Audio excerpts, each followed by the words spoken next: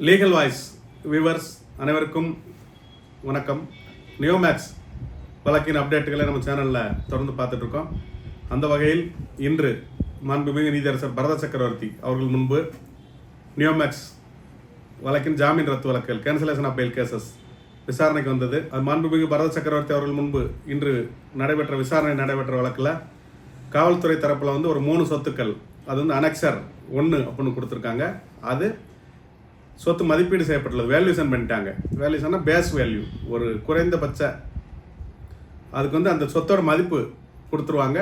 அந்த மதிப்பில் இருந்து ஏலம் விடணும் அப்படின்றப்ப அது குற்றாலத்தில் இருக்கிற அந்த ரிசார்ட்டு, கொடை ரோட்டில் இருக்கிற ஹோட்டல், இந்த மெயின் ரோட்டில் இருக்கிற ஹோட்டல், அப்புறம் அந்த கொடை ரோட்டில் ஒரு கேட்டரிங் காலேஜ் இருக்குது. அது இந்த 3 சொத்துக்கள் பிரச்சனை இல்லை, ஏலம் விட்டலான்னு சொல்லியிருக்காங்க. அப்போ அதில் ஏற்கனவே என்ன வேல்யூ இருக்கோ அதுலேருந்து 25% சேர்த்து வச்சு ஏலத்துக்கு கொடுங்கன்னு சொல்லியிருக்காங்க. அப்புறம் அந்த மொத்த நிலங்களை பொறுத்த வரைக்கும் ஏற்கனவே சொல்லியிருப்பாங்க, 168 ஏக்கர் இருக்குது, 133 ஏக்கர் இருக்குது, 79 ஏக்கருக்கு ஜிஓ போட்டிருக்காங்க. அப்போ அதில் கொஞ்சம் அந்த ஓனர்ஷிப் பிரச்சனை, அதாவது சொத்து உரிமையாளர்கள் யாருன்ற சில பிரச்சனை எல்லாம் இருக்குது, சின்ன சின்ன பிரச்சனைகள் இருக்குது. அப்படின்றப்ப அதெல்லாம் சரி பார்த்து எது பிரச்சனை இல்லையோ அதை மட்டும் டோட்டலாக எடுத்து ஏலம் விட்டுறலாம் அப்படின்ற மாதிரி சொல்லியிருக்காங்க. அதை செக் பண்ணி காவல்துறை தரப்புக்கு செக் பண்ணி சொல்லியிருக்காங்க. நிறுவன தரப்புக்கும் அது எந்த இதில் பிரச்சனை இல்லைன்றதெல்லாம் பக்காவாக பார்த்து சொல்கிறாங்க. அதில் 79 ஏக்கருக்கு அரசாணை வெளியிடப்பட்டது, ஜிஓவை கொடுத்துருக்கோம் அப்படின்ற மாதிரி சொல்லியிருக்காங்க. அப்புறம் அனெக்சர் 3 அப்படின்னு இருக்கு, அதில் 4 சொத்துக்கள் இருக்குது, அதுவும் ஏலம் விடலாம் அப்படின்றப்ப இதுக்கு எல்லாமே ப்ரொப்போசல் காவல்துறையிட்ட கேட்டிருக்காங்க. இப்போ இது கமர்ஷியல் ப்ராப்பர்ட்டிஸ், அதாவது வணிக சொத்துக்கள், ஏன்னா ஹோட்டல் அந்த மாதிரி இருக்கு இல்லையா. அப்போ அந்த எம்எஸ்டிசி ஏலம் விடுற அமைப்பு இது வரைக்கும் அந்த பதிவுக்கு 1000 + ஜிஎஸ்டி, இப்போ கன்ஃபார்ம் பண்ணும்போது 8000 + ஜிஎஸ்டிலாம் வாங்கிட்டு இருந்தாங்க. இப்போ அவங்க என்ன கேட்காங்கன்னா 0.5%, 0.5% அந்த ஏலத்தொகையில், ஏலம் விட்டு முடிச்சதுக்கப்புறம் அந்த தொகையில் எங்களுக்கு வேணும் அப்படின்னு கேட்டாங்க. நீதியரசர் இது மிகவும் பாதிக்கப்பட்ட அப்பாவி முதலீட்டாளர்கள், மிகவும் கஷ்டப்படுறாங்க, ஏழைகள், அதனால் அதில் அவ்வளோ பணம் கொடுக்க முடியாது. எம்எஸ்டிசி மத்திய அரசு நிறுவனம், இதில் பணம் வந்தாலும் அது மத்திய அரசுக்கு தான் போக போகுது. நம்ம எம்எஸ்டிசி குறை சொல்லலை, மத்திய அரசுக்கான வருமானம் தான். இருந்தாலும் இந்த வழக்கை பொறுத்த வரைக்கும் எல்லாம் பாதிக்கப்பட்டவங்க, ரொம்ப கஷ்டப்பட்டவங்க, ஏழைகள், அவங்ககிட்ட இவ்வளோ பணம் வாங்க முடியாது. நீங்கள் இன்னொரு இதற்கு மேலும் எவ்வளோ வாங்கலாம் அப்படின்ற மாதிரி நீங்கள் முடிவு பண்ணிவிட்டு எம்எஸ்டிசி மேலதிகாரிகள்கிட்ட கேட்டுட்டு நீங்கள் தகவல் சொல்லுங்கள் நீதிமன்றத்திற்கு, அதுக்கப்புறம் நம்ம அந்த ரேட்டை ஃபிக்ஸ் பண்ணிக்கலாம் அப்படின்னு சொல்லியிருக்காரு. அது போக டிஎன்இ கவர்மெண்ட் அப்படின்னு ஒன்று இருக்குது, டிஎன்இ கவர்மெண்ட் அப்படின்னு வரும். அந்த வெப்சைட்டை உருவாக்கணும்னு சொல்லி இந்த வழக்கு ஆரம்பித்த காலத்தில் சொல்லியிருந்தாங்க. தொடர்ந்து அதுக்கு 3 வாரம் 4 வாரம் இப்படிலாம் சொல்லி டைம் வாங்கிட்டே இருந்தாங்க. அதுக்கப்புறம் தான் கடைசியாக எம்எஸ்டிசியை மத்திய அரசு நிறுவனத்தை கொண்டு வந்துட்டோம்.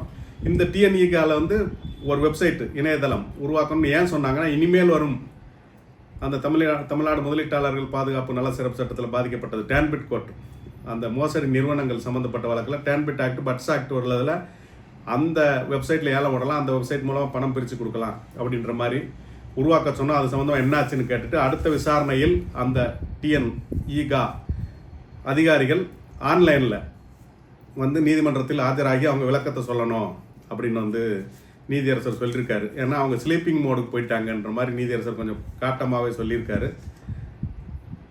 அது போக என்னென்னா, இப்போ இருக்கிறது ஏலம் விடுறதுக்கு மட்டும்தான் அந்த வெப்சைட் பண்ணிகிட்டு இருக்காங்க.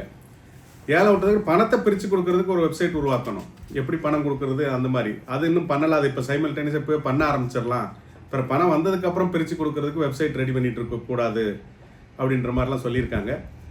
அப்புறம் அந்த போடி ரிசார்ட், அதை பொறுத்த வரைக்கும் இன்னும் வேல்யூ பண்ணலை, மதிப்பீடு செய்யப்படவில்லை போடி ரிசார்ட்ன்றதால் அதுக்கு ஒரு 10 நாள் டைம், அதுக்குள்ளே அந்த போடி ரிசார்ட்டை மதிப்பீடு செய்யணும்னு சொல்லியிருக்காங்க. அப்புறம் குழுவாக ஏலம் கேட்பது, குரூப் பிட்டிங், அதுக்கு ஒரு பட்டன் உருவாக்குங்க, குரூப் பிட்டிங்னு ஒரு பட்டனை அழுத்தினா அது குரூப் பிட்டிங்காக வரும், அது மாதிரி ஒரு பட்டனை உருவாக்குங்க அப்படின்ற மாதிரி நீதியரசர் சொல்லியிருக்காரு. மேலும் இடி என்ஃபோர்ஸ்மெண்ட் டைரக்டர், அமலாக்கத்துறை, அவங்க ஏற்கனவே 977 ஏக்கர்ஸை எடுத்து ஜப்தி பண்ணி எல்லாம் வச்சுருக்காங்க. அப்படி இருக்கும்போது ஆனால் இஓடபிள்யூவில் கம்மியாக தான் கொண்டு வந்திருக்காங்க. அதெல்லாம் செக் பண்ணி அதையும் எடுத்துகிட்டு அவங்க ஒரு வேல்யூ போட்டிருந்தாங்கன்னா அந்த வேல்யூவை எடுத்துகிட்டு அதுலேருந்து ஏலத்துக்கு போயிடலாம். இடி ஒரு வேல்யூ போட்டிருந்தா இடி போட்ட வேல்யூக்கு மேலே தனியாக நம்ம ஒரு வேல்யூஷன் எதுவும் ஃபிக்ஸ் பண்ண வேண்டியது இல்லை அப்படின்னு சொல்லியிருக்காங்க. அப்போ மொத்த சொத்துக்கள் 1068 ஏக்கர் இருக்குது 1643 ஏக்கர்னு முதலீட்டாளர் தரப்பில் சொல்லும்போது 1068 ஏக்கர் நிலம் இருக்குதுன்னு சொல்லி நிறுவன தரப்பில் சொல்லியிருக்காங்க. மேலும் மொராய் சிட்டியில் 8 லட்சம் சதுரடி இடம் இருக்குது, அது ரெடியாக இருக்குது, அதெல்லாம் வேல்யூ போட்டு தான் வச்சுருக்காங்க. அதை உடனடியாக ஏலத்திற்கு கொண்டு வரணும்னு முதலீட்டாளர் தரப்பில் வந்து பேசியிருக்காங்க. அப்போ ஒரு மெமோ மாதிரி ரெடி பண்ணுங்க, எந்தெந்த இடம் இருக்குது, எவ்வளோ அதோட வேல்யூ என்ன, அது எந்த இடத்துல இருக்குது, லொக்கேஷன் என்ன, இதெல்லாம் கொடுங்க.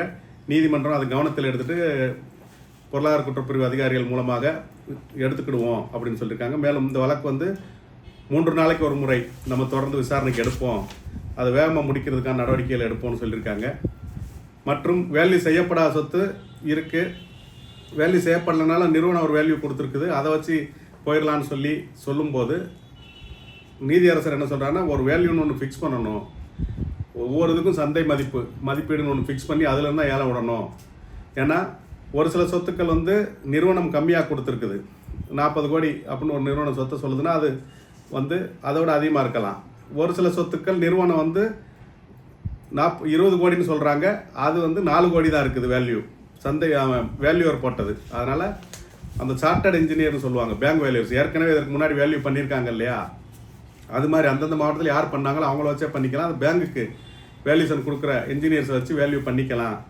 வேல்யூ பண்ணதுக்கப்புறம் தான் நம்ம விற்க முடியும், வேல்யூ பண்ணாமல் ஒரு ரேட்டை ஃபிக்ஸ் பண்ண முடியாதுன்ற மாதிரி நீதியரசர் சொல்லியிருக்காரு. மேலும் காம்பிடென்ட் அத்தாரிட்டி, தகுதி பெற்ற அலுவலர் ஐஓ, அது வந்து ஒரே ஆள் போடணும். இந்த வழக்கில் வந்து நிறைய கேஸ் டீல் பண்ணிட்டு இருக்கிற ஒரு எஸ்பி பண்ணிட்டு இருக்கிறாரு. இந்த வழக்குக்கு மட்டும் தனியாக ஒரு டிஆர்ஓ, காம்பிடென்ட் அத்தாரிட்டி, எஸ்பி, அதெல்லாம் ஃபிக்ஸ் பண்ணுறதுக்கு நம்ம ஏற்கனவே கேட்டிருக்கோம். ரொம்ப நாளைக்கு முன்னாடி உத்தரவாகவே நீதிமன்றம் பிறப்பிச்சிருக்குது. அது சம்மந்தமாக என்ன நடந்தது, என்ன நடவடிக்கை எடுத்திருக்காங்கன்னு அரசு தரப்பு வக்கீல்கிட்ட, கவர்மெண்ட் அட்வொகேட்ட இருந்து நீதியரசர் கேட்டிருக்காரு, அரசாங்கத்திற்கு கேட்டு சொல்லணுன்ட்டு. அது போக கேட்வே, ஏலம் எடுத்தவங்க பணம் கட்டுறதுக்கு யூபிஐ, இந்த மாதிரி ஜிபே, அந்த மாதிரி ஆப்ஷனில் பணம் கட்டணும் அப்படின்றதையும் கேட்டிருக்காங்க. நீதியரசர் அதையும் வந்து கவனத்தில் எடுத்துக்கோங்கன்னு போன விசாரணையில் சொல்லியிருந்தார். இப்போவும் வந்து அதை கேட்டிருக்கிறாரு. இன்னொரு இடம் வந்து இப்போ அனெக்சர் 3, அதில் வந்து ஒரு பேவர் பிளாக் ஃபேக்ட்ரி ஒன்று நிறுவனத்திற்கு சொந்தமாக இருக்குது. அதையும் வந்துட்டு ஏலத்துக்கு விடலாம், அது வேல்யூவும் ஃபிக்ஸ் பண்ணி வச்சுருக்காங்க, அதனால் அதுவும் வந்துடும்.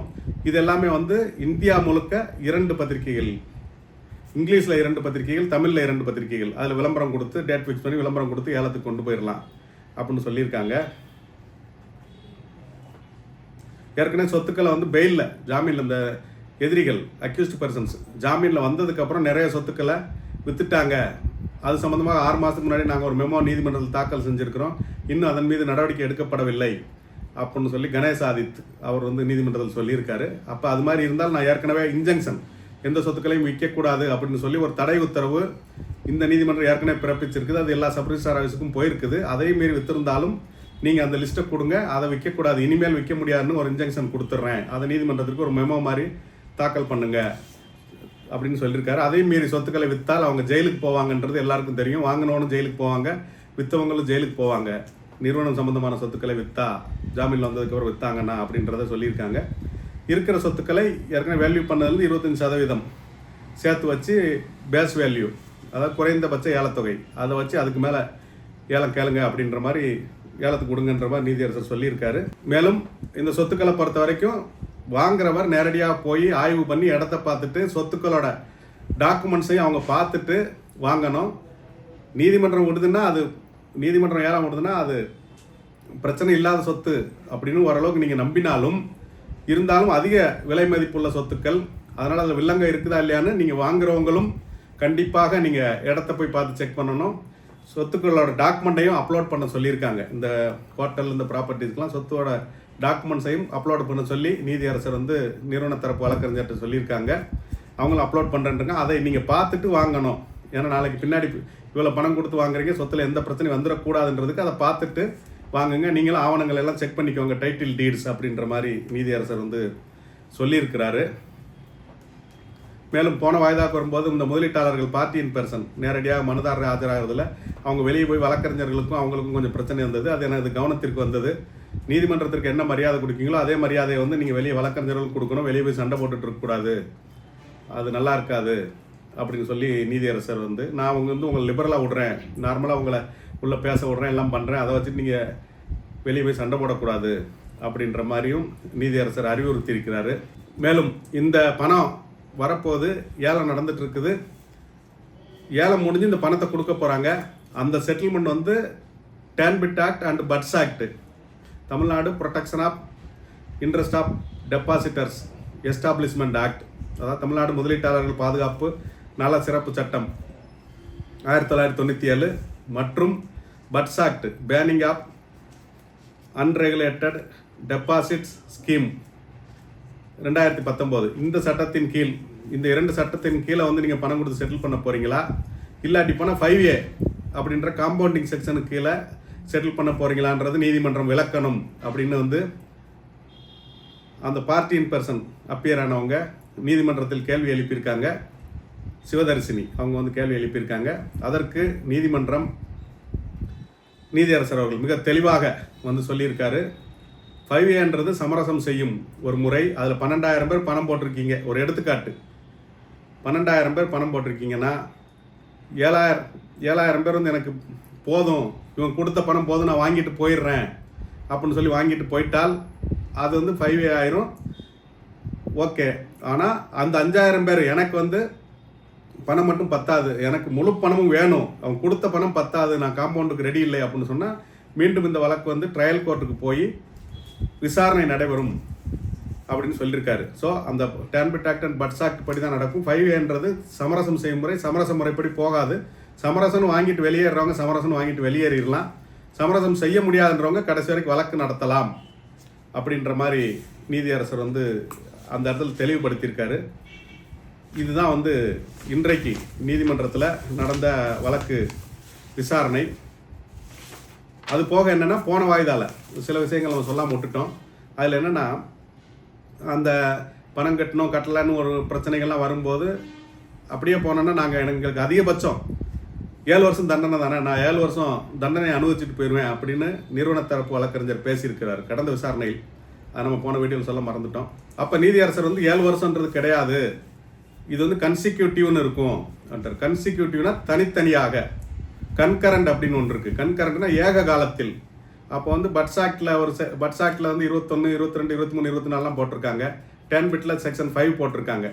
அப்போ ஒவ்வொரு செக்ஷனுக்கும் 7 ஆண்டுகள் அப்படின்னா அது கன்கரண்ட்லி அப்படின்னு சொன்னால் ஒரே 7 வருஷத்தில் முடிஞ்சு போகும். ஆனால் ஒவ்வொரு செக்ஷனுக்கும் தனித்தனியாக 7 வருஷம் போட்டிங்கன்னா கன்சிக்யூட்டிவ்லி அப்படின்னா தனித்தனியாக. கன்கரண்ட்ன்றது ஏக காலத்தில் அனுபவிக்க வேண்டும், கன்சிக்யூட்டிவ்லாம் தனித்தனியாக அனுபவிக்க வேண்டும். ஜட்ஜ் தெளிவாக சொல்லிட்டாரு. அதில் வந்து கன்சிக்யூட்டிவ்லின்னு தான் வரும், 7 வருஷத்தில் உங்களோட தண்டனை முடியாது அப்படின்னு சொல்லியிருக்கிறாரு. மேலும் அந்த பணம் கட்டாமல் எனக்கு இடம் வேண்டாம் அந்த மாதிரிலாம் சொல்கிறாங்க, அவங்களுக்கு 20,000 ஃபைன் போடணும் அப்படின்னு சொல்லும்போது 20,000 ஃபைன் போடக்கூடாதுன்னு முதலீட்டாளர் தரப்பு வாதிடும்போது நீதியரசர் வந்து நான் யாரையும் கட்டாயம் ஏலத்தில் கலந்து கொள்ள வேண்டும், கட்டாயம் ஏலம் எடுக்க வேண்டும்னு சொல்லலை. பணம் வேணும்னா நீங்கள் பணம் வேணும்னா அமைதியாக இருங்க, உங்களுக்கு பணம் வந்து சேரும். ஏலத்தில் வந்து நான் வருவேன், நீங்களாக வந்து கலந்துக்கிட்டு நீங்களாக ஏலம் எடுத்துகிட்டு அப்புறம் வந்து பணத்தை கட்ட மாட்டேன் அப்படின்னு சொன்னீங்கன்னா கண்டிப்பாக 20,000 அபராதம் போடுவேன் அப்படின்னு வந்து கடுமையாகவே சொல்லியிருக்கிறாரு. ஸோ இதன் மூலமாக நமக்கு ஒரு விஷயம் வந்து உங்களுக்கெல்லாம் தெளிவாக தெரியும். ஏலத்தில் கலந்து கொள்ள வேண்டும், எம்எஸ்டிசியில் பதிவு செய்ய வேண்டும் என்றது கட்டாயம் கிடையாது. அது உங்கள் விருப்பம். இடம் வேணும்னா நீங்கள் கலந்துக்கிட்டு இடம் எடுக்கலாம், இல்லைன்னா தேவையில்லை. பலமுறை நீதியரசர் வந்து விளக்கியிருக்கிறார். போன வாய்தால கடுமையாகவே சொல்லியிருக்கிறார். உங்களை வந்து கட்டாயம் இடம் எடுங்கன்னு நாங்கள் சொல்லலை. பணம் வேணும்னா நீங்கள் தனியாக இருங்க, வெயிட் பண்ணுங்கள், பணம் வரும். ஆனால் லேண்டுக்கு தான் பாண்டுக்கு தான் லேண்டுன்னு சொல்லிட்டு நான் போய் ஏலம் எடுப்பேன், அப்புறம் ஏலத்தில் பணம் கட்ட மாட்டேன் அப்படின்னு சொன்னீங்கன்னா 20,000 பிடிக்கப்படும் அப்படின்றத தெளிவாக சொல்லியிருக்கிறாரு என்பதையும் நீங்கள் தெரிந்து கொள்ளுங்கள். அது மாதிரி பாண்டுக்கு லேண்ட் எடுத்தீங்கன்னா உங்களுக்கு 10 லட்சம் வச்சிருக்கிறவர் 10 லட்சத்துக்கு இடம் எடுத்துட்டா நீங்கள் இப்போதைக்கு எந்த பணமும் கட்ட வேண்டாம். ஒரு 10 லட்சம் பாண்டு வச்சிருக்கிறவர் 10 லட்சத்துக்கு இடம் எடுத்தால் நீங்கள் இப்போதைக்கு எந்த பணமும் கட்ட வேண்டாம். ஆனால் மொத்த ஏலம் முடிஞ்சதுக்கப்புறம் மொத்த தொகை முடிவு பண்ணுவாங்க. அதில் ப்ரொபோஷனேட் அமௌண்ட் என்ன வருதோ, ஒரு ஆளுக்கு எவ்வளோ தொகையோ அதை கழிச்சிட்டு மீதியை நீங்கள் கட்ட வேண்டியிருக்கும். இப்போ வந்து 7,000 கோடி புகார் வந்திருக்குது. 70,000 பேர் 7,000 கோடிக்கு புகார் கொடுத்துருக்காங்க. 2,500 கோடிக்கு தான் சொத்துக்கள் இருக்குது. அப்போ இது ஒரு வித்து ஒரு 3,000 கோடி வருது, இல்லைன்னா அதிகமாக 3,500 கோடிக்கு போகுது. 2,500 கோடி சொத்து அப்படின்னா ஒரு ஆளுக்கு ப்ரொபோஷனேட் அமௌண்ட் அப்போ எதிர்காலத்தில் கிடைக்கும்னு எதிர்பார்க்கப்படக்கூடிய ஒரு தொகை 50%. அப்போ நீங்கள் 10 லட்ச ரூபாய்க்கு பாண்ட் வச்சுருந்தால் 10 லட்ச ரூபாய்க்கு ஏலம் எடுத்தால் இப்போ எந்த பணமும் கட்ட வேண்டியதில்லை. மொத்த ஏலம் முடிஞ்சதுக்கப்புறம் உங்களுக்கு 50% தொகை கிடைக்கும். அப்படின்னா 10 லட்சம் போட்டவருக்கு 5 லட்சம் தான் நீதிமன்றத்திலிருந்து கிடைக்கும். அப்போ நீங்கள் மீதி 5 லட்சம் கட்டி உங்கள் சொத்துக்களை பதிவு செய்ய வேண்டும். இது வந்து பல முறை பல வீடியோவில் நான் விளக்கம் சொல்லிட்டேன். மீண்டும் மீண்டும் அந்த கொஸ்டின் தான் எல்லாரும் ஃபோன் பண்ணி கேட்குறீங்க, கமெண்டில் மெசேஜ் போடுறீங்க. அதனால் மீண்டும் விளக்கமாக வந்து தெளிவாக சொல்லியிருக்கிறேன். எல்லாருக்கும் என்ன பணம் கிடைக்குமோ அது வந்து சொத்து ஏலம் எடுத்தவங்களுக்கு கிடைக்கும். சொத்தை மட்டும் ஏலம் 10 லட்சம் போட்டு 10 லட்சம் நான் எடுத்துட்டு ஏலம் எடுத்துட்டா எனக்கு இடம் பதிஞ்சு கொடுத்துருவாங்க. மீதி வந்து நீங்கள் பணம் தான் வேணும்னு இருக்கணும், எதுவும் கிடைக்காது அப்படின்றது தவறு. பணம் கேட்குறவங்களுக்கு என்ன பணம் கிடைக்குதோ அந்த பணம் தான் சொத்து ஏலம் எடுத்தவருக்கு கழிக்கப்படும். சொத்து ஏலம் 10 லட்சத்துக்கு 10 லட்சம் ஏலம் எடுத்துட்டா பதிஞ்சு கொடுத்துருவாங்க, நம்ம வெளியே போயிடலாம், நமக்கு இடம் கிடைச்சிருது அப்படின்றது தவறு. 10 லட்சம் போட்டவருக்கு 5 லட்சம் கிடைக்கும்னா 5 லட்சம் தான் பணம் கேட்குறவருக்கும் கிடைக்கும், இடம் எடுத்தவருக்கும் அந்த 5 லட்சம் தான் கழிக்கப்படும். இது பலமுறை சொல்லிட்டு இப்போவும் மீண்டும் தெளிவாக சொல்கிறேன், புரிஞ்சுக்கோங்க. திரும்ப திரும்ப இது ஃபோன் பண்ணுறது, மெசேஜ் போடுறது அது பண்ண வேண்டாம் அப்படின்றத தெளிவாக தெரிஞ்சுக்கோங்க. இதைத் தொடர்ந்து இந்த வழக்கானது ஒவ்வொரு வாரமும் இனிமேல் வெள்ளிக்கிழமை விசாரணைக்கு போடப்படும் அப்படின்னு சொல்லியிருக்காரு. அதைத் தொடர்ந்து இந்த வழக்கானது 12/6/2026 அன்றைய தேதியில் விசாரணைக்கு வரும் அப்படின்னு வாய்தா போடப்பட்டுள்ளது என்பதை தெரிந்து கொள்ளுங்கள். நன்றி, வணக்கம்.